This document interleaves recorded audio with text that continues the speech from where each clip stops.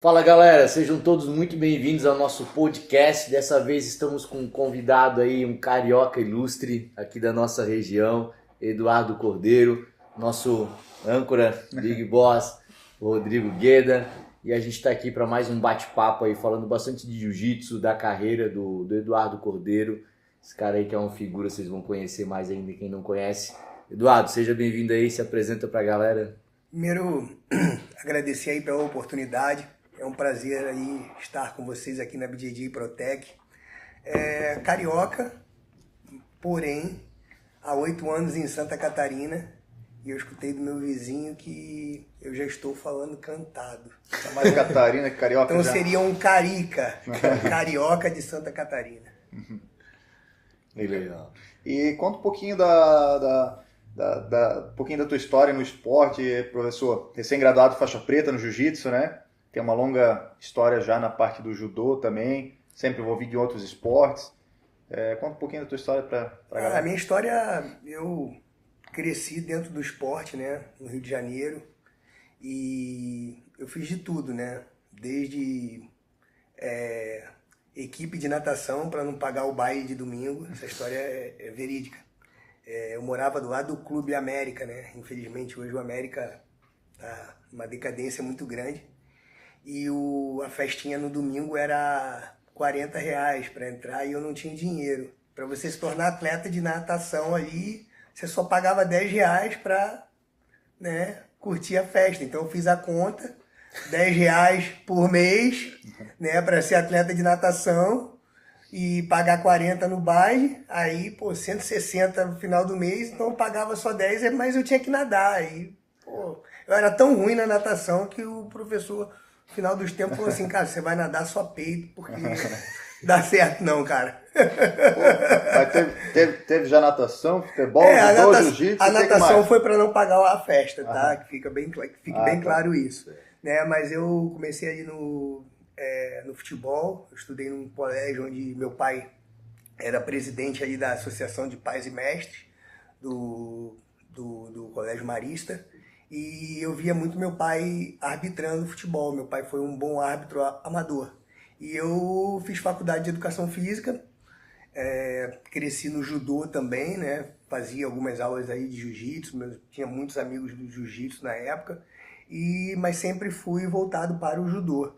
E ingressei na faculdade de Educação Física em 2001,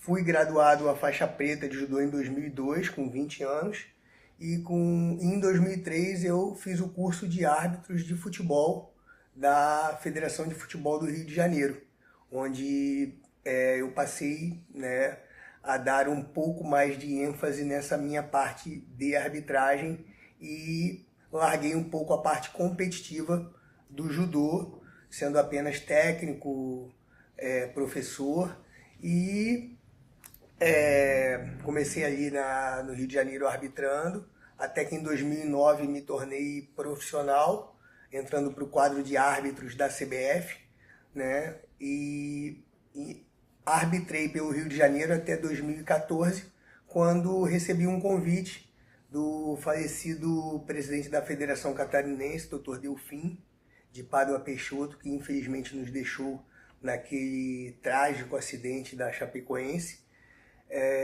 E a partir de 2015 passei a integrar o quadro de árbitros da Federação Catarinense de Futebol e o quadro de árbitros da CBF pelo estado de Santa Catarina, encerrando as minhas atividades dentro da CBF no ano de 2019, quando eu pedi para que entreguei a minha vaga ali, uma vez que entendia que a minha carreira não tinha dado a sequência que eu gostaria que ela tivesse sido dada.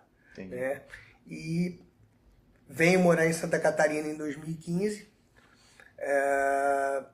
começo aí a fazer um trabalho dentro do judô na Fundação Municipal de Esporte Balneário Camboriú. Comecei a trabalhar também na Academia Open One, em Itajaí, que era uma academia muito grande na época, salvo engano, era a maior academia de Itajaí.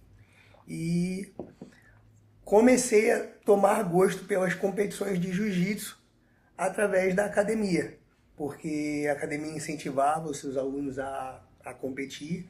Eu, à época, faixa roxa, né? Mas você começou um trabalho com o judô lá e... Comecei um trabalho com o judô infantil E tinha jiu-jitsu lá também. E tinha o jiu-jitsu também, e eu fazia as aulas de jiu-jitsu, até assim, para esparecer um pouco, porque nós como árbitros não tínhamos uma rotina muito grande, eram muitas viagens, e comecei o jiu-jitsu mais para, poxa, eu tenho que fazer uma atividade que relaxe a minha parte mental.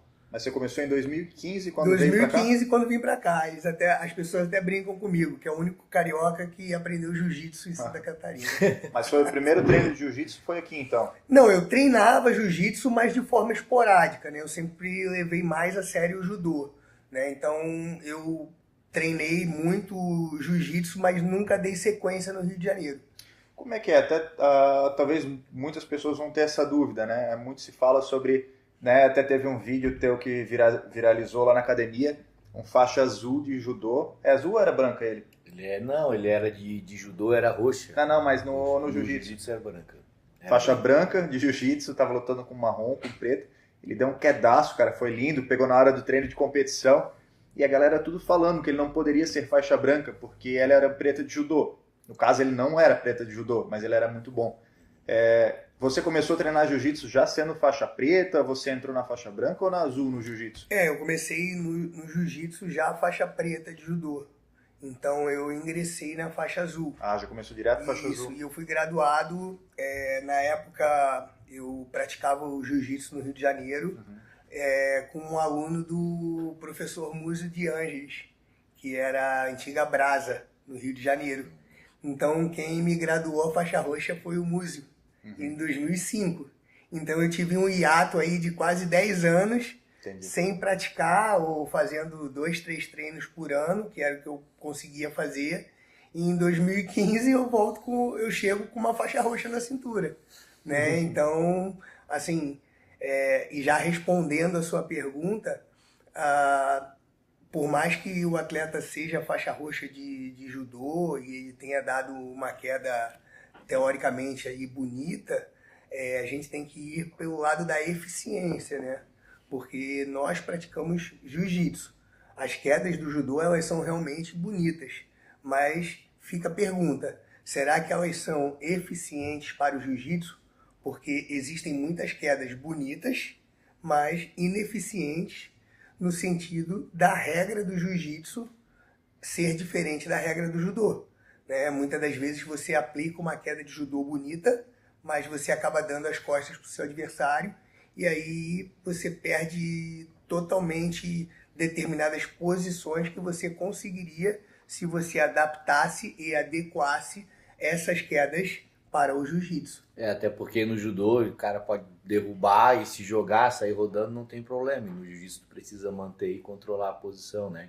Eu também, eu sei dessa regra, mas eu discordo dela, né? Porque o atleta que é faixa preta de judô, não necessariamente ele é bom de chão também, porque tem escolas de judô que não trabalham o neuazá, né? Que é a parte de solo do judô.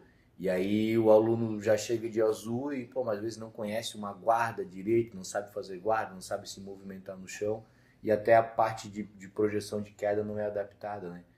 Então eu não vejo como que tenha que começar de azul. Eu acho que realmente pode começar de branca e, claro, talvez gradue mais rápido, porque vem com uma parte de cima muito desenvolvida do judô, né?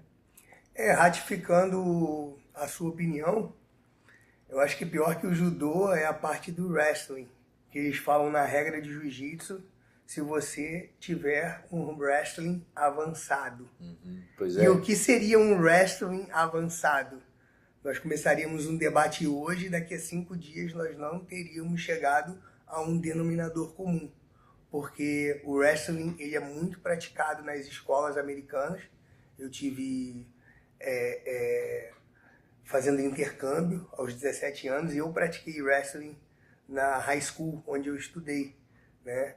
E todos ali estavam teoricamente no mesmo barco, né? Lógico que uns diferenciavam de outros até pela habilidade, pelo tempo de wrestling que tinham, mas o que é ser um wrestler avançado? E eu não tenho Aqui no Brasil não tem tanto parâmetro, eu não né? tenho essa magnitude. E se você for pegar o trecho da regra da IBJJF, eles dizem que o wrestler avançado tem que começar de azul. E aí nós não temos um parâmetro e uma definição de wrestler avançado. Mas hoje no Brasil, o que seria equivalente ao wrestling dos americanos? Seria a luta livre ou não? O wrestling ele tem umas regras... Tem o próprio wrestling no Brasil, já está bem desenvolvido. Bem não, né? Mas já está se Porque até eu desenvolvendo. estava vendo uma polêmica esses dias que o pessoal estava falando, porra, americanizaram até a luta livre, agora estão chamando de no-gi. Em teoria são esportes equivalentes, são parecidos, o jiu-jitsu sem kimono, a luta livre. Na verdade vai mudando a regra, né? Porque a luta livre ela tem uma sequência de movimentação e o próprio wrestling tem umas categorias diferentes, né? De pontuações diferentes. Na luta livre trabalha mais a busca da finalização e no wrestling, se eu não me engano, mais a parte de queda de projeção também. Existem dois tipos de wrestling olímpico. Mas tá? o no-gi e a luta livre são equivalentes? Então, a luta livre ela sempre foi praticada com todas as chaves possíveis e imaginárias, né? E o jiu-jitsu ele traz essa parte de no-gi da luta livre, né? Que seria a luta sem o kimono, com algumas diferenciações da regra da luta livre. Por exemplo, a chave de calcanhar, né? É uma regra que foi colocada agora há pouco tempo para a parte adulto do no-gi. Né? Você pode perceber que na parte pano, né, na parte kimono, a gente, seja a categoria que for, a chave de calcanhar ela é proibida, né? Mas enquanto que na luta livre você tem uma quantidade maior de chaves aí, de perna, de pé, no no-gi existe, no caso no jiu-jitsu, existem algumas restrições que na luta livre já não existe. Mas só pegando esse adendo do wrestling, o wrestling olímpico ele é dividido em dois, né? Existe só a parte do tronco para cima, né? E existe a parte do corpo inteiro, né? E o objetivo do wrestling ele é um pouco parecido com o do judô, que é colocar o seu oponente com as costas no chão. Tava vendo também sobre essa polêmica aí do judô, agora o Fabrício Andrei deu um show no Polaris. Você acompanhou o evento agora? Acompanhei. O Fabrício deu um show de judô voltado para o jiu-jitsu. Ele também, eu acho que, não sei se é preto, eu acho que ainda não, mas ele tem uma formação muito boa no judô. E ele adaptou muito bem para o no-gi. E a galera tava falando, será que o judô é a melhor arte marcial para quedas no jiu-jitsu sem kimono? E daí o pessoal tava falando que não, porque no judô antigamente tinha os ataques de perna, double leg e tudo mais, e os wrestlers começaram a dominar o judô. E eles tiraram a regra de ataques de perna em razão disso. Daí qual que foi Você sabe qual que é essa história? Por que tiraram os ataques de perna? Se é mais politicagem ou foi para ficar mais bonito e realmente ter mais projeção de quedas? Bom, eu tenho uma teoria que não é apenas a teoria do Eduardo Cordeiro, né? Antigamente nós existíamos 4 tipos de pontuação no judô. Existia o koká, que é quando o adversário caía apenas com o quadril no chão. Existia o Yuko, quando você caía de lado. Existia o Vazari, que era o golpe quase perfeito, e existia o Ippon, que é o golpe perfeito. E como você poderia chegar ao Ippon? Você poderia chegar ao Ippon com 2 Vazares, o Vazari era cumulativo. Você poderia chegar ao Ippon imobilizando o seu adversário com as costas no chão por 20 segundos. Você poderia chegar ao Ippon se o seu adversário recebesse 4 faltas, né? E você poderia chegar ao Ippon por finalização, né? Chave de braço, estrangulamento, enfim, nós nunca tivemos chave de perna no judô. E as Olimpíadas do Japão, salvo engano, foram em 2020, e o judô japonês é um judô mais tradicional. A Kodokan, que é a escola que rege o judô, né, que rege as regras do judô, fica no Japão. E o leste europeu ele vinha fazendo muitas catadas de perna, muitos jogos que fugiam um pouco do judô tradicional, né, do judô japonês. Então, eu acho, né, não posso afirmar, mas eu acho que essa mudança de regra do judô, ela veio muito pela para beneficiar Olimpíada ser no Japão, o judô do Japão ser um judô mais tradicional, a Kodokan entender que o judô teoricamente estava ficando feio, né, o que na minha opinião não estava, muito pelo contrário. Eu acho que a luta estava dando um dinamismo muito maior. Você não pode pegar um esporte, né, seja ele qual for, e a maioria das vitórias serem por punição. Então, algo está errado, né? Então, hoje você acompanha o judô, você pega uma luta de judô, e se você for pegar um campeonato mundial, a maioria dos resultados finais não é por ippon, e sim por falta de combatividade ou por punições. Então, quando você restringe qualquer coisa que seja, você não mais beneficia o atleta, você beneficia o antijogo. Então, o judô, ele se tornou ele sempre foi uma coisa bonita de se ver, entretanto, ele está parecendo quando você é pequeno lá, aquela mãe cheia de regra, né? Olha, que você esteja em casa às 7h30 da noite, não pegue sereno, saia agasalhado. Acaba tirando brilho não só para quem está assistindo o evento, mas para quem pratica também, né? E muita gente era especialista nos katagurumas, nas movimentações de catada de perna e aí você restringiu uma parte muito grande de pessoas que tinham esses golpes como preferência aí, principalmente aí a Europa. Nós temos o exemplo hoje, ele é deputado federal pelo Rio Grande do Sul, campeão mundial, João Derry, ganhou uma final magnífica em 2003 com uma catada de perna brilhante. E hoje, se o João Derry tivesse ainda competindo, ele não teria mais espaço no judô. O jogo dele, ele teria que mudar o jogo dele, porque quem rege o judô entendeu que a catada de perna tirou o brilho do judô. A gente fala bastante, né? O professor Feijó fala muito durante as aulas, os conteúdos que a gente cria aqui também, fala sobre isso, que sempre vai aparecendo coisas novas, né? Novas técnicas, novas guardas, o esporte vai evoluindo e o objetivo é a gente aprender e desenvolver uma defesa, um contra-ataque, a gente saber desenosar aquele nó, né? E não ficar cortando ele. Como aconteceu recente com as guardas lapelas, né? Um movimento para proibir, para restringir. A 50 também aconteceu e muito tempo atrás a guarda-laço. O guarda-laço, quando surgiu também, a comunidade fez um movimento tentando proibir que fosse utilizado, e hoje é uma guarda tradicional do jiu-jitsu, né? Então a gente vê a 50, por exemplo, quando surgiu, ninguém saía, travava a luta inteira. Hoje trava quando tu quer travar, mas a galera já sabe trabalhar bem com a posição, sabe sair bem, sabe evoluir, e tá acontecendo a mesma coisa com a lapela, né? Então às vezes esse movimento, como tu falou, para restringir, acaba sendo aquela mãe chata que fica proibindo um monte de coisa, mas não deixa o filho crescer e se desenvolver, né? Eu usei essa analogia e eu vou até além.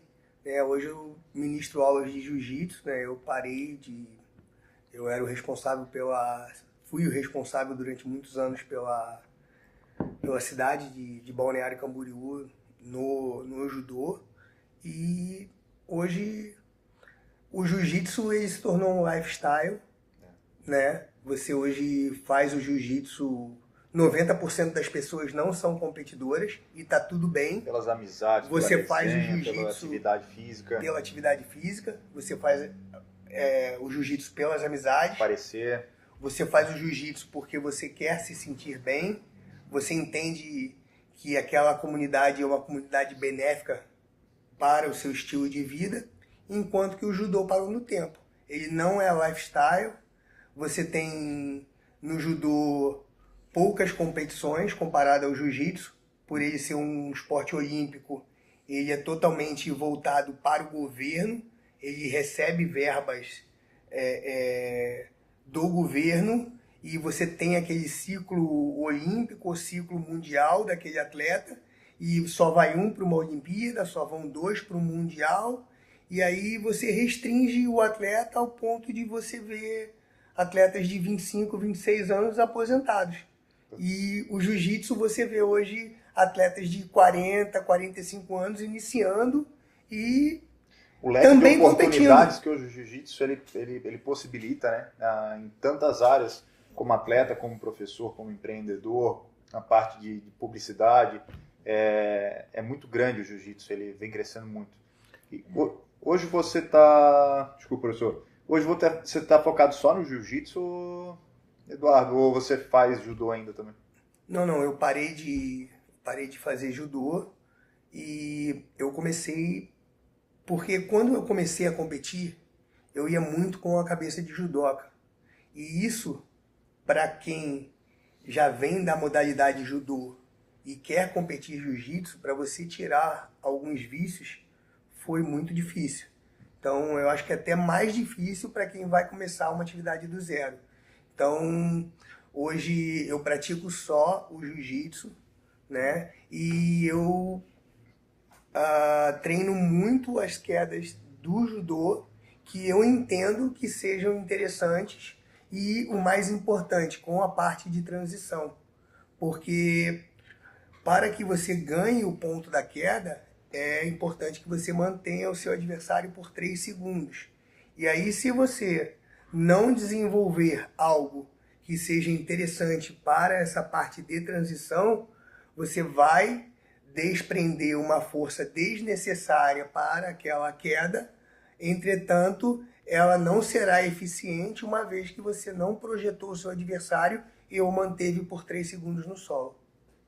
E ainda que é uma tentativa, né? Porque daí ele já ficou atento na tua entrada, na tua movimentação, já vai se defender melhor na próxima, né? E voltando à sua pergunta, Rodrigo, o judô é muito eficiente para a parte de movimentação. Eu não conheço um esporte, né, melhor para você aprender a movimentar em pé do que o judô, adaptando e adequando ao jiu-jitsu. Mas em matéria de queda, existem algumas situações que o jiu-jitsu te permite que você não consegue chegar próximo do seu adversário. Então, eu não gosto muito desse termo judô voltado para o jiu-jitsu. Não, são quedas, né? E essas quedas, elas têm tanto no judô quanto no jiu-jitsu, entretanto, voltadas para o jiu-jitsu. E o mais importante, com a parte transitória. É muito importante que você faça a projeção, é muito importante que você derrube o seu adversário, mas que você continue o movimento até que esse ponto se legitime. Tu falou da parte de projeção ali, de entrada de queda, né? Eu acho bem interessante isso, de não ser o judô pro jiu-jitsu, ser o jiu-jitsu. E é uma coisa que eu vejo que meus alunos que vêm do judô pecam bastante na parte do time de entrada, né? O time de entrada no judô ele demora mais, é uma coisa mais trabalhada, e no jiu-jitsu, se tu demorar muito, o adversário já te puxa, tu já perde aquela oportunidade de entrada, e eu vejo a dificuldade dessa adaptação do tempo de entrada de queda do judô pro jiu-jitsu, né? Já eu fiquei 3 anos e meio treinando só puxando para guarda. A minha vida toda eu fui um passador, eu não tinha time nenhum de quedas para o jiu-jitsu, e eu falei, se eu quiser melhorar, eu tenho que melhorar partindo do meu treinamento, porque se eu for para a competição, vai ser um sufoco e eu vou aprender da pior forma possível, né?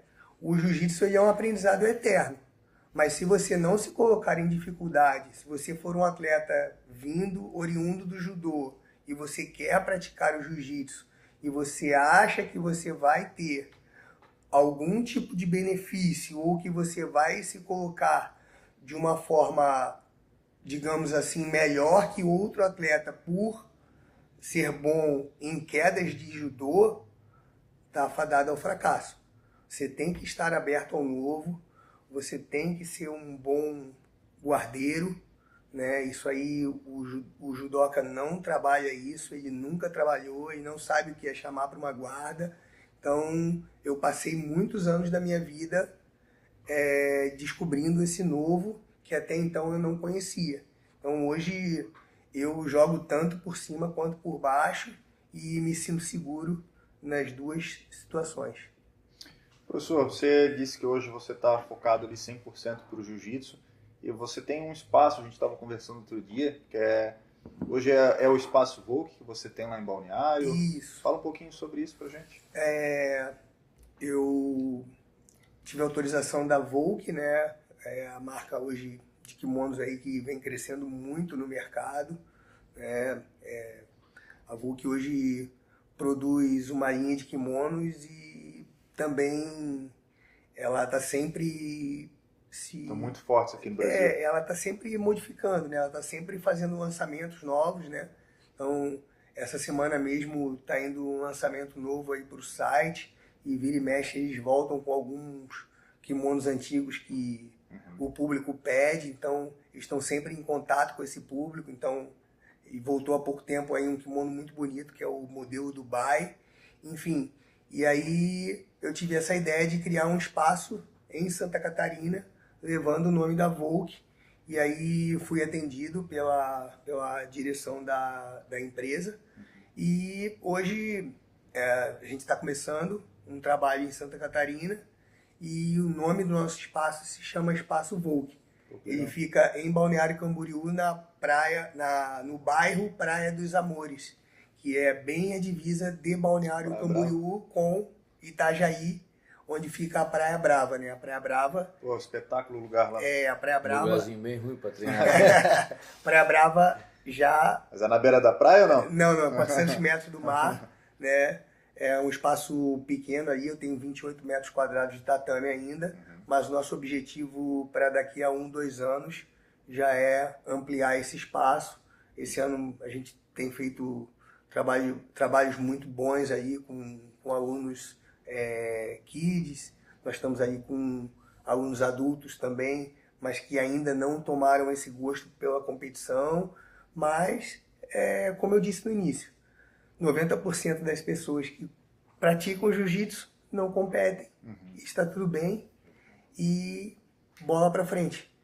Eles são faixas brancas no jiu-jitsu, mas são faixas pretas em suas respectivas áreas. Eu trabalho com médicos, com engenheiros, com empresários, então não é porque você é um faixa preta de jiu-jitsu que você sabe tudo, muito pelo contrário. Sim. Eu aprendo muito mais com meus alunos, né? Diversas dicas aí de empreendedorismo, trago muitas coisas que eles, de informações, de conhecimento deles para o jiu-jitsu, para que minha aula fique melhor, para que meu espaço fique melhor, e só tenho a crescer com isso como professor, né? E também como atleta de jiu-jitsu.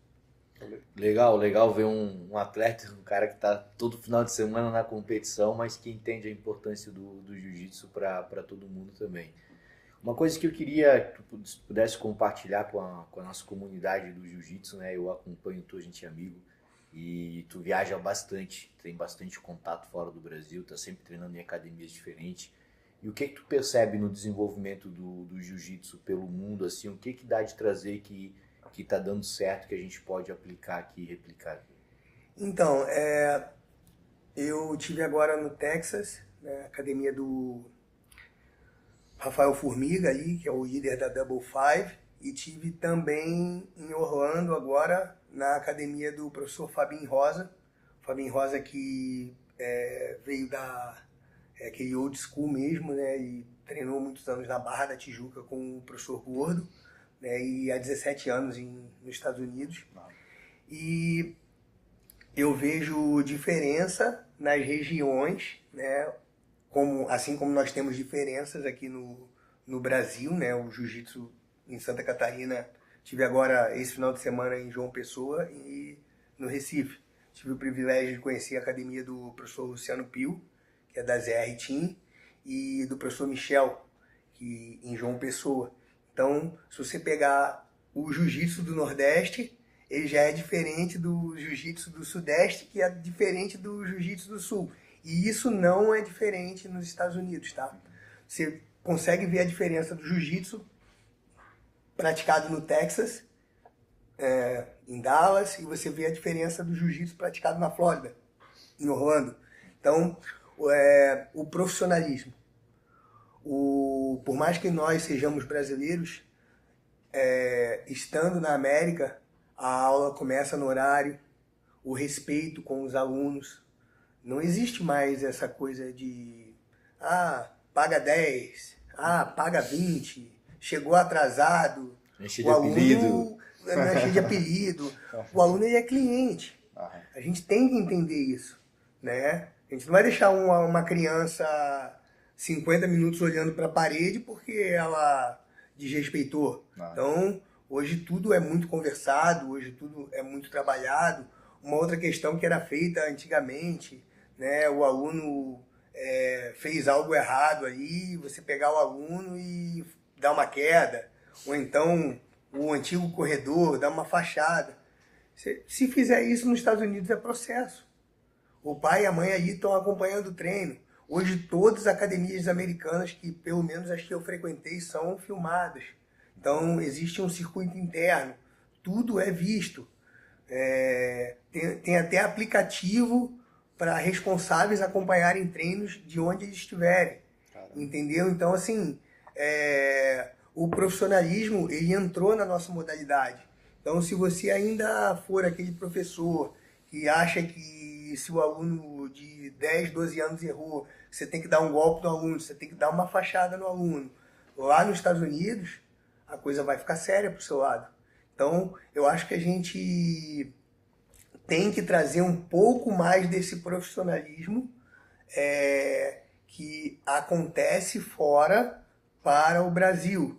Eu ainda vejo muitos professores me dando uma desculpa no sentido de que, isso sempre foi feito, mas espera aí, vamos parar. Mas sempre foi feito. Cabe nos dias atuais? É interessante para a sua escola fazer? Então, não é porque uma coisa sempre foi feita que ela vai continuar sendo feita. Tudo tem que ser analisado minuciosamente para que não ocorram problemas dentro da sua academia. Então, hoje, até a forma de você interpelar uma criança, até a forma de você se dirigir é diferente, né? Se você hoje colocar um apelido numa criança, né? Aquele professor antigo que chegava sempre alguém diferente na academia, hoje você tem 500 Mateus, 80 Lucas, 58 Enzos. Se você colocar um apelido naquele Enzo aí, ele já não gostar e a mãe não gostar, já vai dar um problema. O que não ocorre nos Estados Unidos. Eu vejo os professores com uma seriedade maior. Mas sabe que a gente vem desenvolvendo um trabalho, nosso objetivo com a BJJ Protec é desenvolver essa cultura de estudo aqui no Brasil também. A gente vê que lá fora, assim como no profissionalismo, na parte de tratamento com os alunos, assim como em competições que está sendo levado de uma forma, a quantidade de eventos que tem lá fora, eles acabam valorizando mais o no-gi do que o jiu-jitsu ainda, em razão eles são muito bons nisso também, mas de forma geral. E aqui no Brasil ainda, do ponto de vista de qualidade de treino, de metodologia de ensino, de cultura de estudo, está muito aquém. E a gente vem desenvolvendo esse trabalho e a gente tem, hoje na BJJ Protec, a gente tem o conteúdo para assinantes, que é o professor Feijó que encabeça esse conteúdo de metodologia da BJJ Protec, e a gente tem os instrucionais, que logo você vem fazer parte com a gente também. Já tá dando um spoiler aí, Já dando um spoiler aí. E onde a gente também traz atletas de altíssimo nível, a gente tem muito conteúdo de qualidade que tem de todo mundo, alunos, atletas, professores. E com os nossos, os professores que são assinantes hoje da BJJ Protec, estão usando a metodologia, o que eu percebo? Tem muitas escolas ainda que não tem uma metodologia de ensino, que dá treino à moda antiga, igual a gente estava falando. Treinos, às vezes, com temas diversos, não tem um planejamento de aulas, e isso é muito ruim. A gente percebe que as escolas que têm uma metodologia de ensino, que tem uma organização, um planejamento, tem treinos todos os dias, isso acaba trazendo os holofotes para a academia, porque a pessoa de fora olha aquela academia, porra, tem um treino bom lá, o professor é sério, pô, tem uma metodologia de ensino, as aulas são conectadas, ele consegue absorver o conhecimento, é colocado a técnica de uma forma que faz sentido para os alunos, o treino é bom, os parceiros de treino são bons pra caramba, em competição estão tendo bons resultados. Então, a partir do momento que começa a ter esse profissionalismo, trazer uma metodologia de ensino, isso valoriza demais a equipe. Tanto o nome da equipe, quanto as academias em si. Então, isso só vem agregar. E tem muita gente ainda que reluta, né, por fazer esse trabalho de profissionalismo. Ainda acha que tem que ser aquela porradaria moda antiga, que tem que ser só treino de competição. Eu vi o professor Feijó falando também essa semana, que o pessoal acha que o treino de competição Porrada. é porrada e é errado fazer treino comercial. Até você falou isso, né, professor? Mas, na verdade, o treino para todo mundo que é o correto, né? O treino de competição são para as exceções e pessoas que realmente é uma turma diferente que quer fazer alto nível. Algumas questões. Eu sou daquela época que só tinham 2 revistas na banca, a Gracie Magazine e a revista Tatame. Uhum. Então eu ficava indo lá no jornalista, Já saiu a Gracie Mag, já saiu a revista Tatame. Sim. Então eu lembro de uma entrevista do Rickson Gracie na época, que nunca perdeu um combate, e perguntaram a ele como é que ele treinava, uma vez que ele nunca tinha perdido e o treino ficava difícil para ele, né? E ele disse, eu lembro dessa entrevista, que ele falou o seguinte, que só a equipe dele sabia quais eram as deficiências dele, e baseado nisso, o treino começava das deficiências dele. E um treino de competição hoje é mais ou menos parecido com o que o Rickson disse há 20 anos atrás, né? Então vamos trabalhar as nossas deficiências competitivas para que possamos nas próximas competições lograr êxito. Uhum. Diferentemente de um aluno iniciante faixa branca, faixa azul, ou um aluno que está voltando e que quer só fazer parte do grupo. Né? Não é que esse aluno não possa fazer o treino de competição, mas ele vai primeiro voltar, ele vai buscar confiança, porque ele buscou o jiu-jitsu por alguma razão. Né? O jiu-jitsu é a metáfora da vida. Tudo que acontece na vida, acontece no jiu-jitsu. Então, se alguma coisa na vida dessa pessoa não está indo bem, ele buscou o jiu-jitsu para que essa coisa que está faltando, o jiu-jitsu, de uma certa forma, venha de encontro a isso que esteja faltando. Então, você vai pegar esse aluno iniciante, você vai pegar esse aluno que está parado há muito tempo, e você vai colocá-lo dentro do grupo.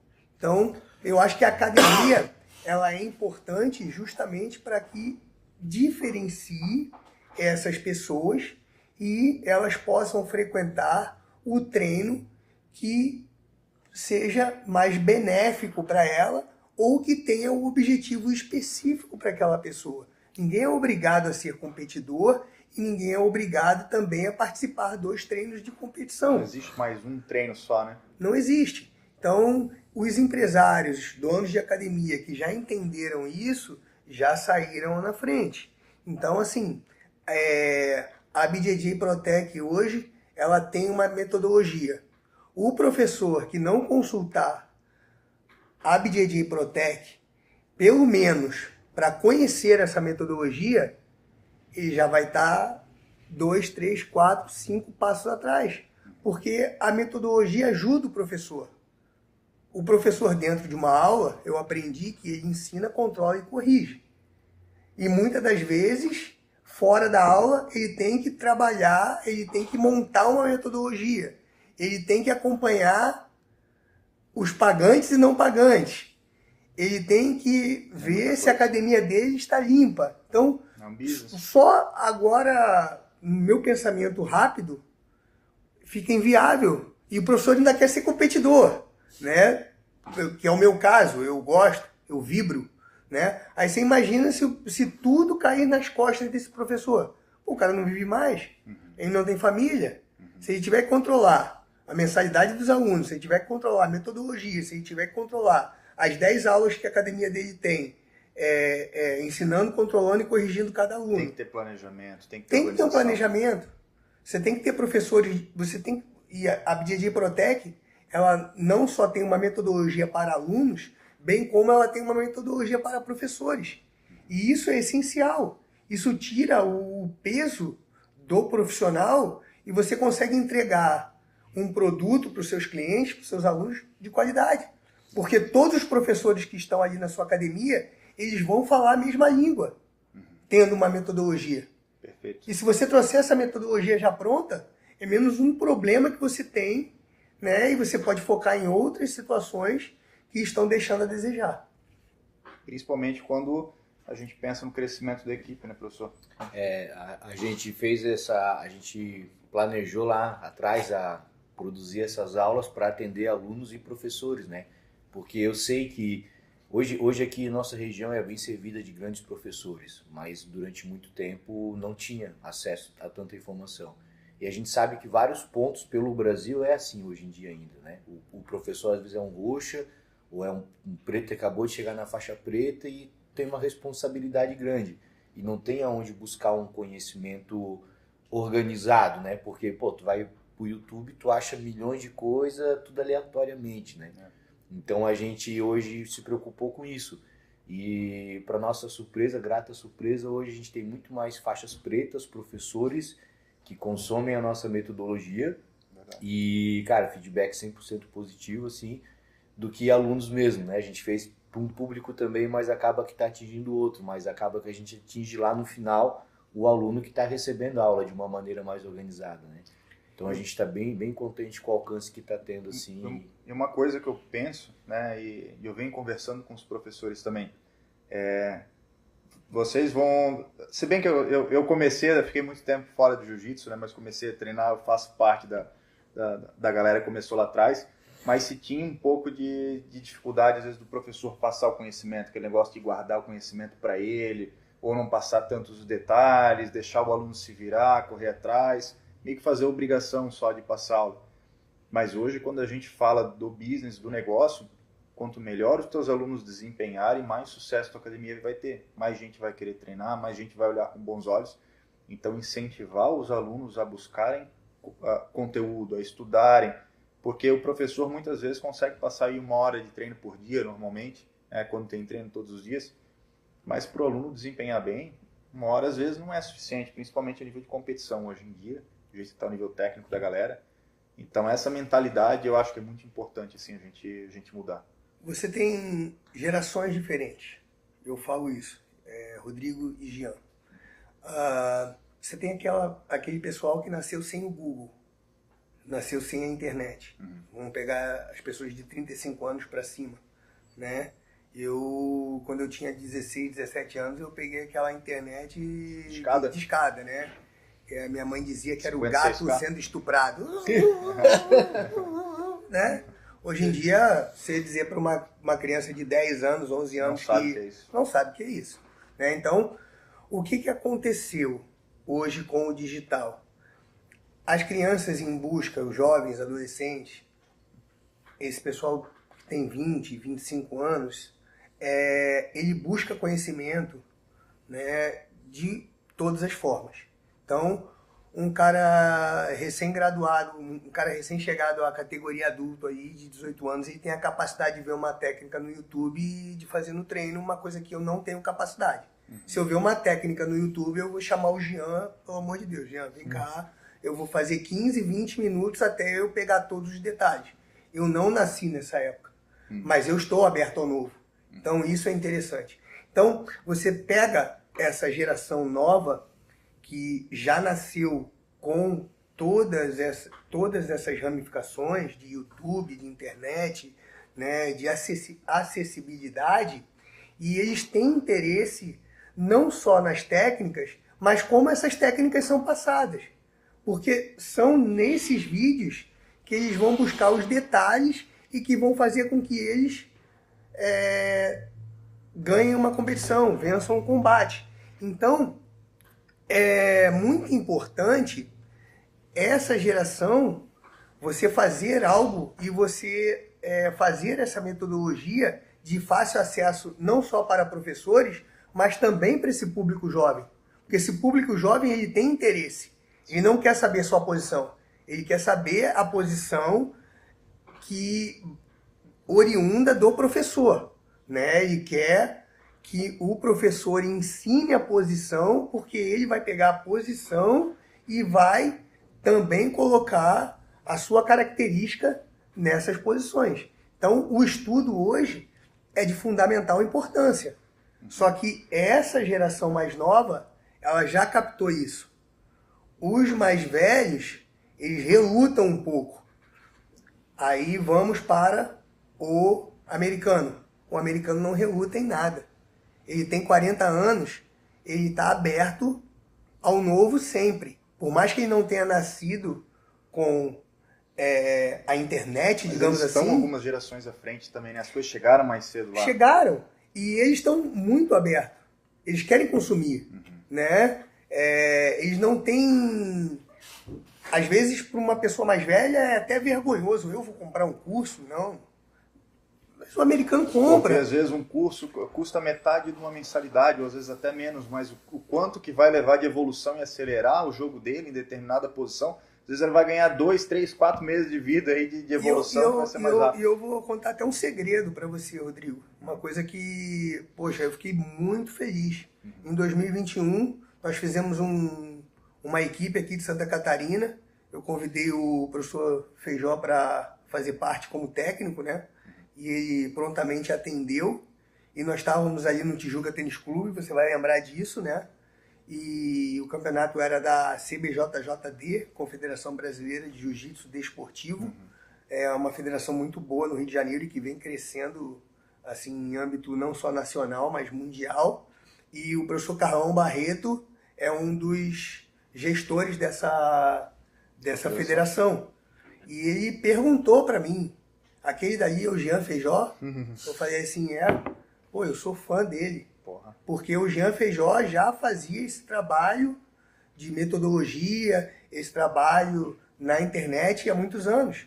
Então você imagina só o Carlão Barreto me pedir para apresentar o Jean Feijó. Eu falei, pô, vem cá, professor, e tal. Aí o Carlão Barreto, professor, eu sou seu fã, pô, eu acompanho o senhor na internet. Aí eu olhei assim, falei, pô, que bacana, cara. Fez o soltinho com ele, professor? Pô, não dá, né? Pô, mas aí um abração pro seu Carlão Barreto, sou fã dele também, um cara sensacional. Aprendo muito ouvindo ele, vendo as aulas dele também. Então, Entende muito, uma grande honra, um grande prazer. É um cara old school, completo, e tá sempre ali no digital, aprendendo com o novo, né? Atualizando. Ele hoje, não sei se Comentarista vocês do sabem, combate, né? né? O Não, UFC. ele saiu do combate, o UFC abriu seu próprio Não, canal. você faz peça. E hoje, quer dizer, o UFC entendeu que era importante ter no Brasil um canal próprio. Um grande comunicador, né? E hoje ele é o principal comentarista do canal do UFC. Né? Então, assim... Acompanho bastante ele, gosto bastante. E, assim, eu fiquei... E é o que tu falou, né? Um cara lá das antigas, da história do Vale Tudo ainda, né? Vale tudo, Vale tudo sem ainda. luva. Se Parte da galera do carro, reinventando, né? aprendendo a se comunicar bem, comunicando com o público leigo, com o público especializado e evoluindo sempre, né? Mas foi o máximo ali, cara. Aquele dali é o Jean Feijó, porque tava com a máscara, entendeu? Então não dá pra reconhecer bem o Jean na época. Mas não é só as pessoas que conhecem o professor Feijó também. Ele disse que lá no Rio de Janeiro também passava o Eduardo lá na rua. Todo mundo, pô, Eduardo, O rei da Tijuca. O rei da Tijuca. todo mundo conhecia você. Não, eu vou lançar, qualquer dia desse eu vou pegar nossas imagens, porque foi muito legal aquele evento. Nós ganhamos o desafio de 4-1, né? E eu quero fazer uma coisa bacana, né? Porque eu sempre coloco aí nas minhas postagens. Acho que a gente tem que ser sempre grato às pessoas e do local que a gente veio. Eu sou da Tijuca, vou continuar sendo da Tijuca. Eu sou carioca, amo ser carioca. É uma pena o Rio de Janeiro ter se transformado no que se transformou. Não estaria triste se no Rio ainda estivesse morando, mas as minhas origens eu não nego nunca. Né? Então, eu ainda quero falar sobre esse dia específico, o dia que Santa Catarina dominou a Tijuca. Ganhamos aí o desafio Santa Catarina versus Rio de Janeiro, ganhamos de 4-1. Jean foi o técnico ali, poxa, fez um trabalho excepcional com a gente. E sobre isso, né? Legal. A gente estreitou os laços ali, a gente buscou conexões, né? Logo em seguida, eu acho que, eu não lembro muito bem, mas acho que o Jean foi ministrar um simpósio em Vitória, eu acho que no Espírito Santo, que era próximo, ou Belo Horizonte, não me recordo muito bem, Espírito Santo, né? Então, assim, o jiu-jitsu, ele é uma fábrica de fazer amigos. Então, assim, independente da equipe, eu acho que você tem que saber entrar e saber sair. Sempre, sempre. Eu acho que isso é o que nos move, assim. Essa conexão, as pessoas... A medalha, ela é maravilhosa. É consequência do resultado de tudo que a gente vem desenvolvendo. Mas tudo que você envolve em relação ao jiu-jitsu tem muito mais coisas. É muito melhor, é muito maior do que um simples pódio, digamos assim. Desculpa, me chamou bastante atenção, eu comentei com o Rodrigo daquele dia, o carinho que as pessoas tinham na rua por ti, quando tu passava e conversava, né, no ginásio, todo lugar que a gente vai, e eu acompanho tu nas redes sociais também, né, todo lugar que tu vai tem esse carinho, na minha academia todo mundo gosta muito de ti, e eu acho que é um grande exemplo isso, né, porque a galera às vezes fica ali no cenário competitivo, de rivalidade, e tu, compete com o cara, depois tu é amigo dele, tá na academia treinando junto, trocando informação. E é difícil a gente ver isso em outra modalidade, em outra arte, né? O jiu-jitsu é diferenciado nesse sentido, né? E aí eu volto, né, a falar sobre a parte da internet. A internet, ela tem que ser o que acontece na sua vida. Eu vejo pessoas, assim, às vezes postando situações que elas estão sempre nas melhores condições, elas estão sempre vencendo, elas são sempre as melhores. Eu tive uma luta aí, que eu estava dominando a luta, era até um aluno do professor Jean, o Flávio, né? E de repente, poxa, ele saiu ali no meu pé. Já imaginei, fosse no pé. Ele saiu ali no meu pé e quando eu vi, eu já estava batendo, ele levantou, pegou o protetor, jogou na arquibancada. Em momento nenhum eu achei que aquilo foi para mim, entendeu? As pessoas hoje, elas querem, sabe, colocar situações onde não tem. Eu vi que o cara ali estava feliz, né? E era o momento dele, ele finalizou e tá tudo bem, né? E uma pessoa filmou a luta e eu postei essa luta. E as pessoas vinham no meu direct aí, pô, Eduardo, você vai postar uma derrota? Cara, qual é o problema? Não tem problema nenhum. A vida é sobre isso, gente. Não só de vitórias vive um atleta, não só de vitórias vive um ser humano. Nós temos dias excelentes, nós temos dias medianos e nós temos dias ruins. E que nós possamos dar desculpas em cima das nossas desculpas nos dias ruins. Apenas isso. Então, eu acho que está faltando um pouco mais, né, retratar a realidade na internet. As pessoas buscam pessoas reais. As pessoas buscam conexões reais. É muito fácil você colocar que você foi campeão e 6 meses depois você colocar que você foi campeão de novo. Mas peraí, o Eduardo compete todo final de semana. Cadê aquela competição que o Eduardo não subiu no pódio? Cadê aquela competição que o Eduardo foi medalha de bronze? Eu vejo as minhas conquistas e todo mundo fala assim, poxa, você foi campeão europeu no GUI, né? Fui. Você foi campeão do Roma Open? Fui. Mas as minhas maiores conquistas foi o meu 3º lugar no absoluto do europeu no GUI, porque eu lutei com atletas muito mais pesados que eu, e a minha conquista no Campeonato Brasileiro de 2022, onde eu me sagrei 3º colocado também no absoluto. Então, assim, as pessoas só veem a medalha de ouro.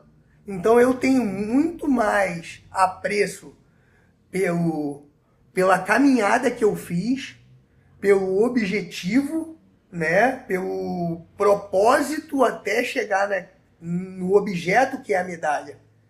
Tem muitas pessoas que pensam no ouro a qualquer custo. Sim. Ok, respeito, mas a minha visão é quão difícil foi para que eu chegasse naquele objetivo. Poxa, cheguei. A medalha foi de ouro? Não, a medalha foi de bronze. Mas foi muito mais difícil do que propriamente a medalha de ouro. E como isso deixa, pelo menos na minha visão, como isso deixa o esporte mais leve, né? A relação entre equipes, academias.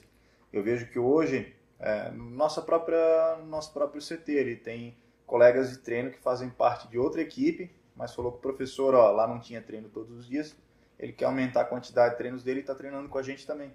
Então treina na nossa equipe, treina na outra, né? É parceiro dos dois professores também, né? Ele tem uma equipe principal, mas tem esse intercâmbio. E hoje ele tem 2 famílias praticamente. E os professores, né, muitos já estão entendendo que todos estão para somar, não para dividir ou para conquistar o espaço do outro. Tem espaço para todo mundo, para todas as equipes. Então a gente vê que tem muita parceria hoje. O professor Feijó com certeza tem parceria com outras equipes, você também tem, visita várias. Então é importante ter essa relação. Isso só agrega, só ajuda a evoluir, né? Eu fiquei muito feliz hoje porque eu vejo pela energia, né? Então, eu fui à academia do professor Feijó lá fazer o treino das 11 horas. E aí, assim que acabou o treino, o professor responsável chegou para mim e disse assim: poxa, Eduardo, vem aqui mais vezes. Todo mundo aqui gosta de você. Sua energia aqui é muito boa. Eu sei que você mora longe, mas faça um esforço, vem aqui mais vezes. Então, assim, você receber esse feedback das pessoas, você receber esse feedback de quem está comandando a aula, de quem está gerindo, é uma coisa muito gratificante para mim. Porque no final das contas, como vocês disseram, vão ficar as amizades. Né? Eu não sei mais quanto tempo eu tenho de competidor.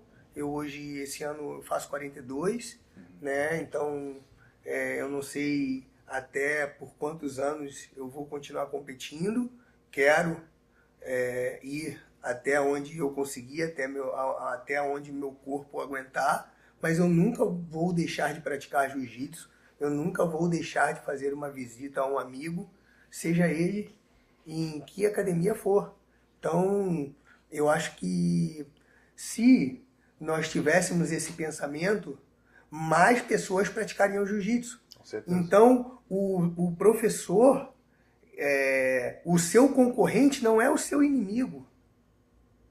Te ajuda. O seu concorrente não é o seu inimigo, porque ele está tendo mais alunos, ele está influenciando mais pessoas, e uma pessoa que é concorrente sua, mas que de repente a sua academia fica mais próximo daquele amigo que faz numa outra academia, vai bater na sua porta. Olha, eu vi a minha amiga fazendo jiu-jitsu, né? Isso acontece muito no jiu-jitsu feminino.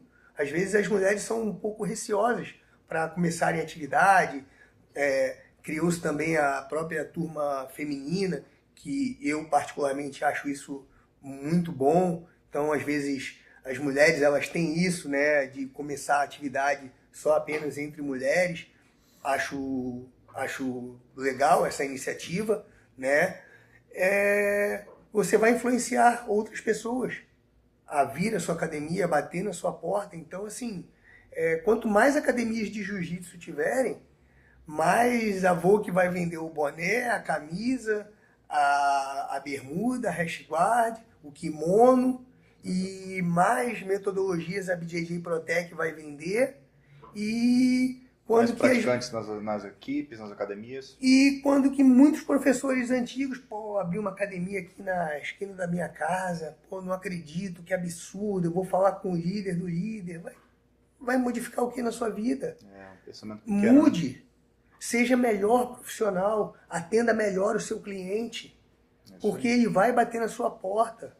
Tenha uma academia clean, tenha uma academia de fácil acesso, convide-o para fazer uma aula experimental, dê atenção àquele aluno. Muitas das vezes ele está buscando algo por atenção, porque falta alguma coisa dentro da vida dele.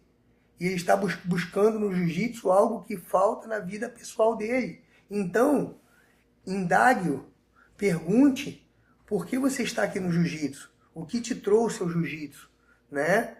E você vai com certeza, angariar mais alunos. Legal. Isso que tu falou é legal, que eu via antes, né? Hoje a gente está numa realidade diferente, né? Que eu acho bem bom.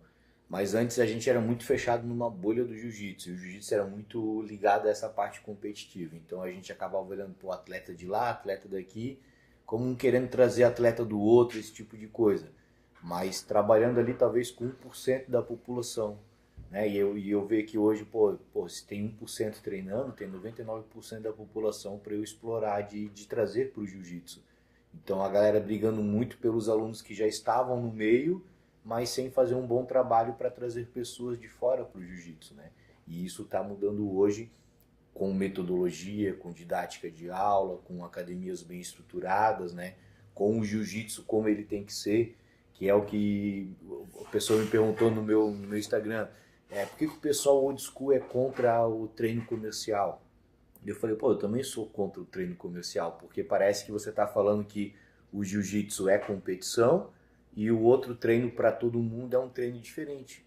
Mas na verdade o jiu-jitsu para todo mundo, que é um treino normal, e o de competição é um treino diferente, né? Então quando a gente usa um termo comercial, parece que está falando de dinheiro, de financeiro, um treino para eu ganhar dinheiro.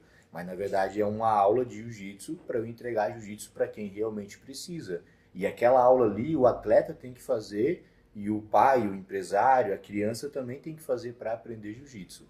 E aí o atleta fazer mais treinos, trabalhar repetição, estratégia, outras coisas que ele faz a mais, né? E eu acho que hoje as escolas estão acordando para isso, né? Você vê hoje grandes escolas, grandes redes, trabalhando muito mais o lifestyle do jiu-jitsu, né? O pertencimento e realmente o jiu-jitsu como ferramenta de transformação, né? O nosso esporte ele é o mais democrático, Jean. Todas as pessoas que iniciam o jiu-jitsu, elas vão chegar. A maneira como você vai chegar é você que vai dizer. Isso eu estou falando sobre conhecimento, sobre disciplina, sobre comprometimento. Então, se você começar lá na faixa branca, vai ter um momento que se você continuar, se você perseverar, você vai chegar à faixa preta. E não vai ser o seu professor, não vai ser o seu colega de treino que vai dizer como você vai chegar. Vai ser você. Se você está aberto ao novo, se você no treino quer ganhar o treino a qualquer custo, ou você estar ali no treino para evoluir, para aprender. Então, eu vejo hoje, com 41 anos, Master 3, que todo treino para mim é importante.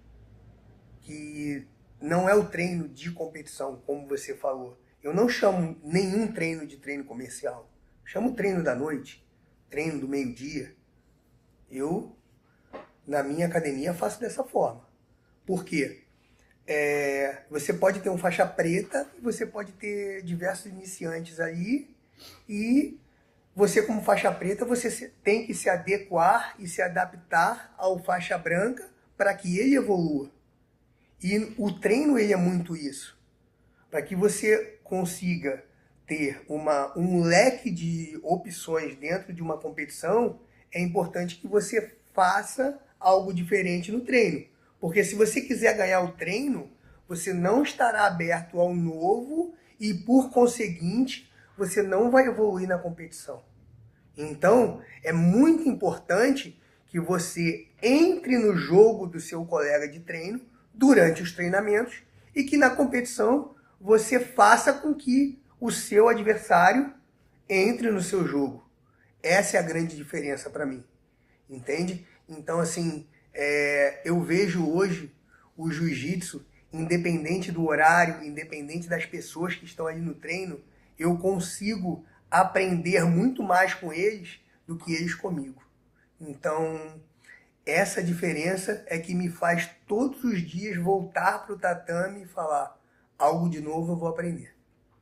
Pô, que legal, esse é um mindset, né? E, professor, como é que está agora, né? Você recém-faixa preta, que nem a gente falou, competindo direto, né? Vem de 2 competições, o tempo foi bem curto para a gente conseguir encaixar esse podcast. Como é que está aí esse teu planejamento de competições, essa vibe agora? Quais são os teus objetivos na competição de jiu-jitsu? Então, eu estava até brincando hoje. Eu fiz as contas ano passado, eu ganhei 8 Opens, peso absoluto, com e sem kimono. Assim, tive um ano de 2022, meu último ano na faixa marrom, maravilhoso. E eu tô sentindo muito essa chegada na faixa preta. Eu ganhei 7 Opens sem kimono e com kimono eu não consegui ganhar nenhum. E dos 14 ou 15, 14 Opens que eu disputei, contando agora o Campeonato Sul-Americano de kimono, 3 Opens eu perdi na final por decisão do árbitro. Então, assim, tá faltando alguma coisa que eu preciso encaixar. E o faixa preta não é uma linha reta. Você não vai estar sempre se mantendo em alto nível. Vai ter sempre alguém que vai estar treinando melhor que você, vão ter dias que não são dias bons. E qual é o meu conselho? Se eu tivesse que dar um conselho para mim mesmo, é perseverar.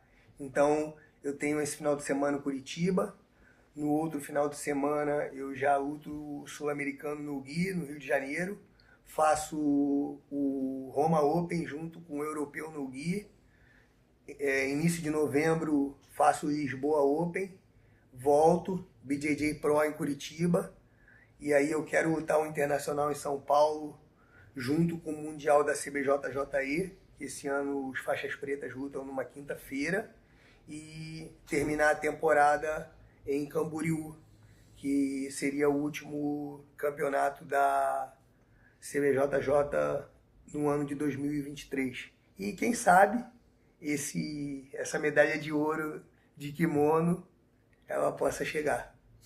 Pô, é muita competição, né? É muita competição. E como é que é o teu mindset para competição, né? A gente vê muita gente falando do preparo mental, de nervosismo, de ansiedade. Como é que tu trabalha o teu mental para competição?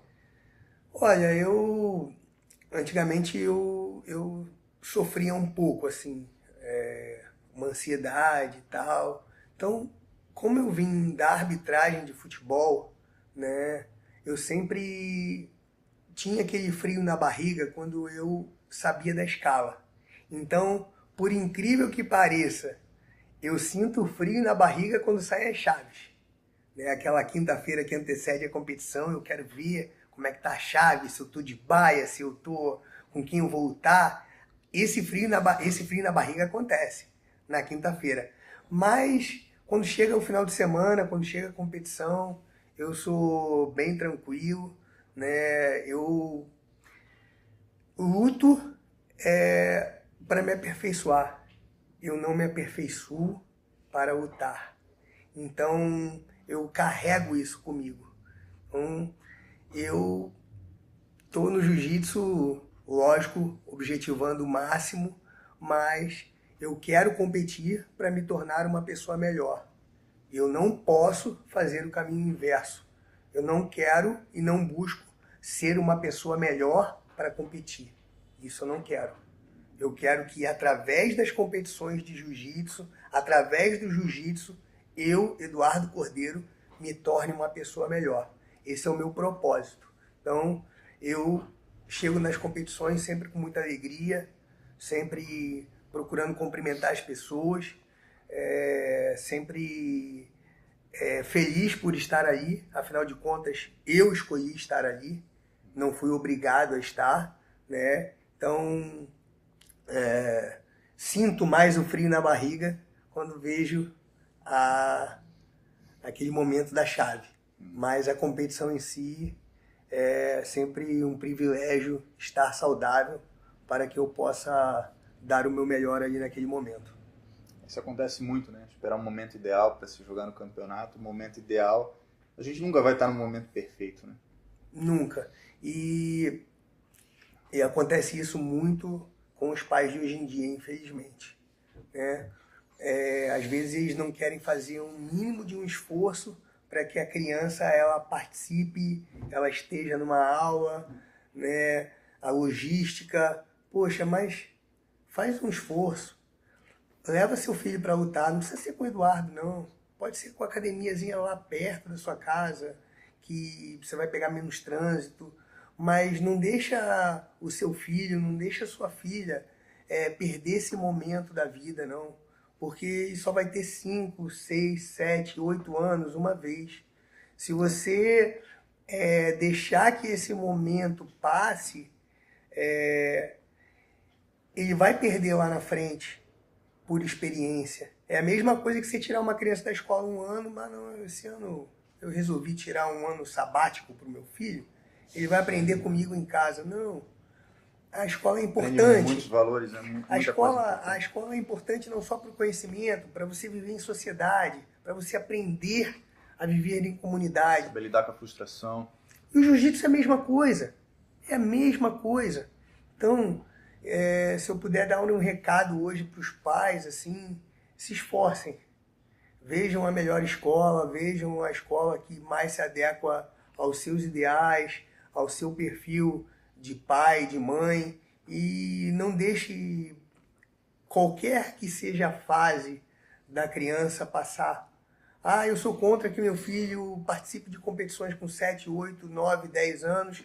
Eu acho que só a partir dos 12 ele tem que começar a pensar nisso, porque você está frustrando ele em determinados momentos. Ok, ele não precisa participar de competição, se assim for o seu desejo, mas ele é de fundamental importância que ele tenha esses valores do jiu-jitsu.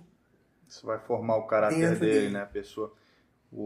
Eu tenho um exemplo em casa. O meu filho mais novo, ele tem 5 anos e ele tem uma dificuldade muito grande de se aventurar em algo novo. Então, eu vejo que ele tem características boas, assim, ele tem um bom entendimento corporal e tudo mais, só que ele não queria fazer jiu-jitsu porque ele tinha talvez vergonha ou uma dificuldade de fazer a primeira aula. A partir do momento que ele começou a fazer, eu incentivando, falando para ele treinar e de alguma forma levando ele junto comigo, ele começou a treinar. Hoje ele está apaixonado. Pediu kimoninho novo semana passada, chegou e, cara, tá adorando jiu-jitsu. Ele disse que é o esporte que ele mais ama agora. Então tá treinando 2 semanas. E o mais velho também demorou para começar, hoje ele adora. Então é difícil, a criança muitas vezes vai preferir estar jogando videogame, vai preferir estar em casa, vendo um desenho debaixo da coberta. Só que a partir do momento que a gente se torna pai e mãe, a gente tem a obrigação de direcionar a educação. Então, o não fazer para a criança aí sempre vai ser melhor do que o fazer algo.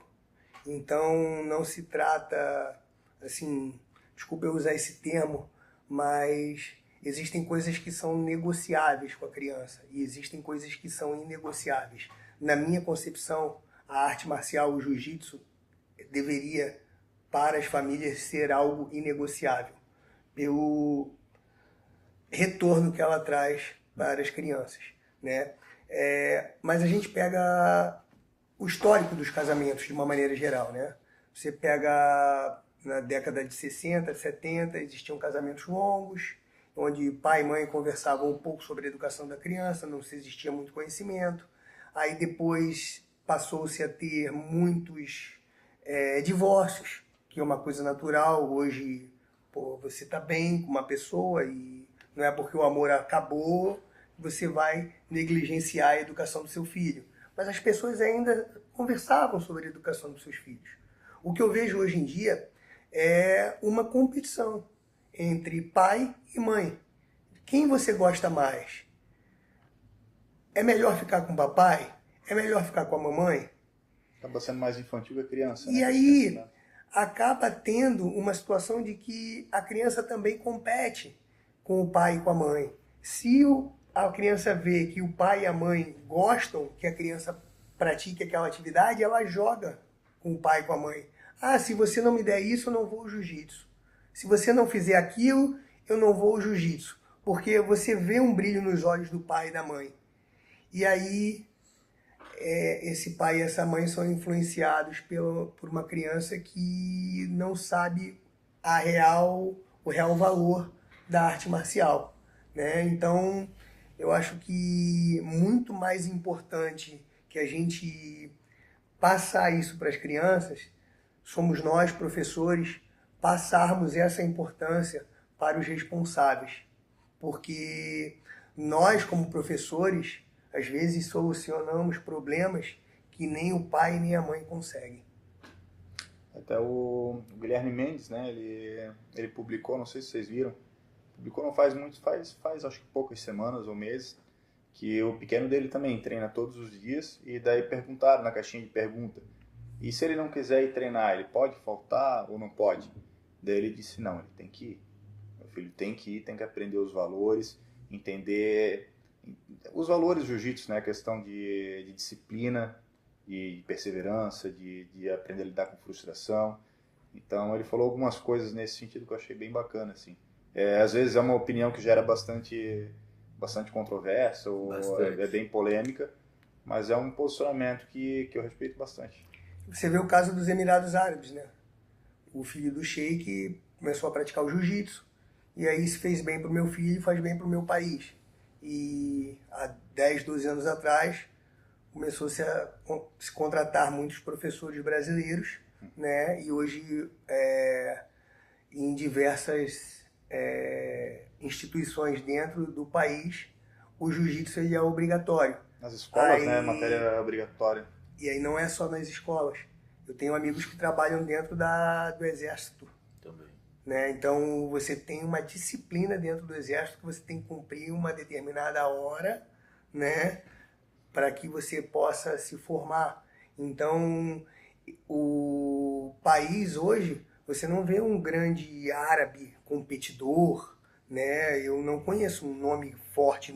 Ainda, talvez. Ainda, não temos.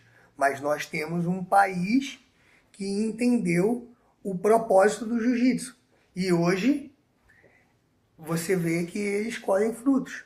Né? Hoje, existe uma dificuldade maior em contratar professores brasileiros, porque eles já estão formando seus próprios professores, baseado nos valores do jiu-jitsu que foram trazidos pelos professores brasileiros. Então, assim, mais um motivo de que a competição ela não é tão importante quanto a prática. Você não tem um nome forte árabe, né? Você não tem um nome forte dos Emirados Árabes Unidos, entretanto, você tem um país que se adequou e entendeu os objetivos da prática do jiu-jitsu. Professor, a gente falou um pouquinho sobre as suas perspectivas e seus objetivos com a competição, e do ponto de vista também hoje, Eduardo Cordeiro, empreendedor, como é que tá teus projetos aí, a tua academia, e o que você... Hoje a gente está muito alinhado com a Volk, né? Então a gente está abraçando alguns projetos aí que infelizmente eu não posso passar. Não pode soltar spoiler aí da gente. Não posso soltar, infelizmente, né? Um corte aí pra gente. Mas nós temos hoje já um café da Volk, muito bom. Mas lá em Balneário? Não. É um café produzido pela Volk. Né? A Volk ela é uma marca que entende que ela tem que ser 100% voltada para o jiu-jitsu. Se você for a Volk e quiser um kimono de Taekwondo, eles não têm. Eles têm toda a linha lifestyle. Eles trouxeram café para vincular ao lifestyle. Eles trouxeram, exatamente. Eles têm um café próprio, né? Então tudo... O melhor pré-treino que tem. Tudo que seja benéfico, né? Para os atletas, para os amantes do jiu-jitsu, a Volk vem trazendo. Então eles estão com uma linha de camisas de lifestyle também muito boa, né? Estão produzindo também agora, estão entrando na linha de óculos, né? Então eles estão com alguns produtos aí que em breve eu vou soltar. A Nike lançou recentemente um tênis para a comunidade do jiu-jitsu, não sei se chegou a ver.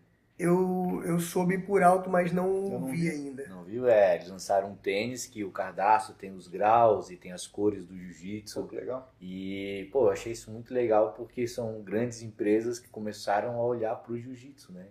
E a Volk já é uma empresa do jiu-jitsu, mas olhando para fora e fortalecendo o lifestyle do jiu-jitsu, que é algo que a gente vem falando há muito tempo, né? O jiu-jitsu é um lifestyle, é uma irmandade, uma cultura muito forte, mas as pessoas ainda, quem está de fora ainda não entendeu isso tão claramente, né? Mas pelo que a gente percebe, está começando a entender agora, né? E a Volk, ela tem diversas parcerias, né? Ela tem um trabalho social também muito bom. E agora, né, tô falando de produtos que já estão à venda no site, tá, gente? Por favor. A parte dos óculos aí, pô, sensacional. Vem com a marca, com a sua faixa aqui na lateral, né? Então, faixa roxa, faixa azul, o óculos que você quiser. Tem aí na haste aí a corzinha da sua faixa, né? O café da Volk, eu tive agora lá, trouxe um pra mim, né? Volto agora em outubro, pô, tô apaixonado pelo café. Então, assim, como a BJJ Protec, ela começou num foco, né, na parte digital, ela entendeu que ela deveria se expandir, né? No início, a metodologia, digamos assim, da BJJ Protec não era algo que estaria entre a principal demanda, e hoje vocês entenderam que ter uma metodologia é de fundamental importância. Então, todo e qualquer negócio que não entender que precisa se reinventar, ele vai estar fadado ao fracasso. Então, é muito importante que existam pessoas que olhem de fora, né? Eu dou sempre aquele exemplo da padaria, né? O cara tá ali no caixa da padaria trabalhando de, sei lá, 6 da manhã até as 8 da noite, mas ele nunca experimentou sair do caixa da padaria, atravessar a rua e olhar até pro letreiro dele e ter 15 minutos assim, poxa, se eu fosse cliente, eu compraria pão na minha padaria? As atendentes são atendentes boas? O meu produto é de qualidade? Porque uma padaria foi-se o tempo que só vendia pão. Sim. Você tem que ter, hoje, você tem um mini mercado ali dentro. Então, a pessoa às vezes entra numa padaria atrás de uma água tônica, digamos assim. Então, será que eu tenho esses produtos para oferecer? Então, eu acho que o jiu-jitsu e tudo que vem envolvendo o jiu-jitsu, ele está caminhando a passos largos. Hoje, né, eu vi um material muito bem colocado do professor Rodrigo Cavaca, que diz que 40% da receita da academia dele é oriunda de produtos, não é de mensalidade. Então você tem o chaveirinho, você tem o kimono, você tem o chinelo, você tem a camisa, você tem o caderno, você tem o pendrive, você tem... A galera quer se vestir, cara. Uma série de coisas que você pode agregar dentro da academia. E as pessoas não conseguem visualizar isso ainda, né? Então, eu acho que futuramente não estará mais no mercado aqueles professores que não se adequarem, não se atualizarem nesse ponto. Ó, esse é um... Eu ia dizer, galera, vocês já sabem agora, ó. Tomem café da Volk e estudem jiu-jitsu na BJJ Protec. E esse é até um ponto legal do que tu colocou lá anteriormente, né? O professor sai da aula, tem que planejar a aula, montar, estruturar tudo, estudar ela para ministrar bem. E ele tendo a metodologia pronta, só replicar a aula, sobra mais tempo para ele olhar esses outros pontos, né? De produto, de organização, de estrutura, que é importante, né? Que às vezes a gente está tão mergulhado no processo que não consegue ter esse olhar de fora que tu falou aqui. A gente acaba não aproveitando bem o nosso tempo, né? Você teve lá no meu espaço, é um espaço muito bom, mas as pessoas precisam saber que ele existe. Então, estava faltando uma lona na porta, não foi suficiente, nós temos que iluminar a lona. Estava faltando a parte digital, nós temos que colocar ali que localização, Espaço Volk Santa Catarina. Né? Nós temos o cupom Espaço Volk SC, que as pessoas compram os kimonos, compram os produtos da Volk com 10% de desconto. Então, mesmo que você não treine no Espaço Volk, você pode usar o cupom para que você compre os produtos da Volk com 10% de desconto. Então, assim, falta muita coisa que, se você não tiver um olhar clínico para isso, acaba passando despercebido. E aí um aluno deixa de frequentar o seu espaço por um mero detalhe. Eu hoje não tenho uma academia de visibilidade, as pessoas não conseguem enxergar o que está acontecendo dentro. Mas é muito interessante, muitas das vezes, que você tenha algo numa rua ou numa localização boa, onde as pessoas estejam do lado de fora vendo, porque aí você vai provocar aquele desejo da pessoa de estar no meio, né? A sua academia, ela não funciona dessa forma. Entretanto, Jean, você faz muito bem essa parte do digital. Então, a pessoa que vê o Jean dando aula, a pessoa que vê a academia, o tatame do professor Jean Feijó cheio, e a forma como você disserta aquela posição, a forma como você transmite o conhecimento, faz com que a pessoa deseje ter aulas com o professor Jean. Então, isso é muito importante.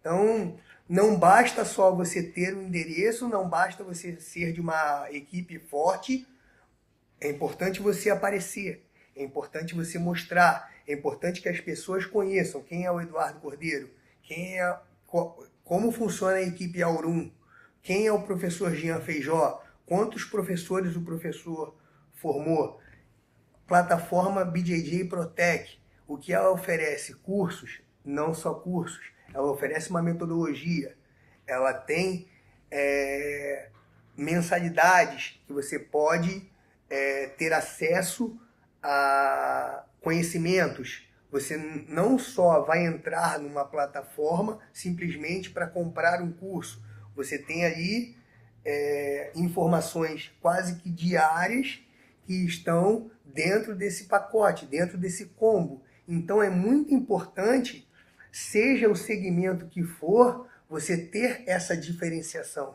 Isso que vai trazer o cliente e vai ajudar a mantê-lo com você.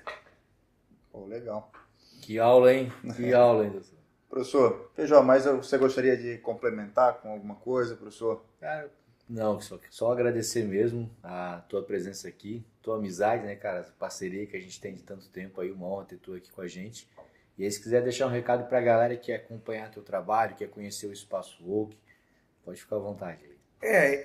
O Espaço Volk fica na Praia dos Amores, que é o último bairro aí de Balneário Camboriú, né? Mas quem mora em Itajaí também é de fácil Pessoas acesso. Que estão de passagem, tudo é... Pessoas que estão de passagem, né? Nós temos um endereço no Instagram, que é Espaço Volk SC, né? @Espaço Volk SC. Nós temos aulas de segunda a quinta, né? E fazemos um treinão aberto aos domingos, que não tem competição, justamente para que as pessoas de outras equipes se encontrem.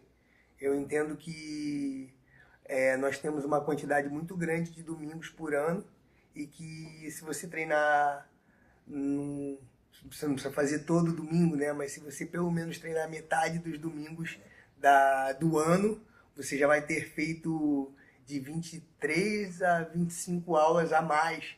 E isso pode ser um diferencial se você quer buscar um objetivo. Então, hoje a academia está de portas abertas e será um prazer receber, seja quem for, tiver de passagem. Teremos também o Camboriú Open, uma oportunidade aí também para quem vier a Balneário Camboriú conhecer o espaço. E, enfim, meu Instagram pessoal, Cordeiro Edu, né? Qualquer dúvida que as pessoas tenham, só mandar um direct que eu respondo a todo mundo. E essa conexão com o público é muito importante, né? Você não deixar de responder a ninguém. Acho que isso é o diferencial. Com certeza. Professor, muito obrigado mais uma vez.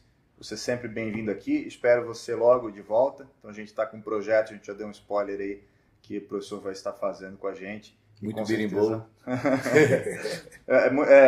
Muita cambalhota, né? Meu Deus, isso rendeu, hein, cara? Isso rendeu. Viralizou. Eu quero dar uma explicação, porque até agora eu não dei.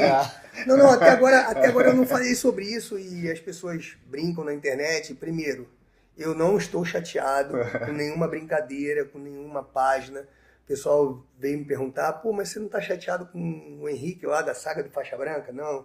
Você não está chateado com o Jiu-Jitsu Brasil? Não. Você não está chateado com o Gabriel da Volk? Não. Pessoal, ali eu estava desesperado, faltava 1 minuto e 20, Eu já tinha treinado com ele quase que a semana toda, com o meu adversário. Eu fiz o camp no Rio de Janeiro. E ele é um grande professor de luta livre, né? E ele meio que mais ou menos sabia meu jogo, e eu também sabia o jogo dele. Estava perdendo de 2-0 e tentei fazer algo aí para que eu passasse a guarda dele, mas eu fiz de uma forma completamente aleatória, acabou virando um meme ali, mas foi mais ali na parte do desespero. E tá tudo bem também se as pessoas brincarem, se as pessoas julgarem. Na verdade, viralizou, nós estamos aí para isso, né? A pessoa que não quer, a pessoa que teme estar em público, falar em público, ela tem que buscar uma outra atividade profissional que ela não esteja diretamente ligada ao público.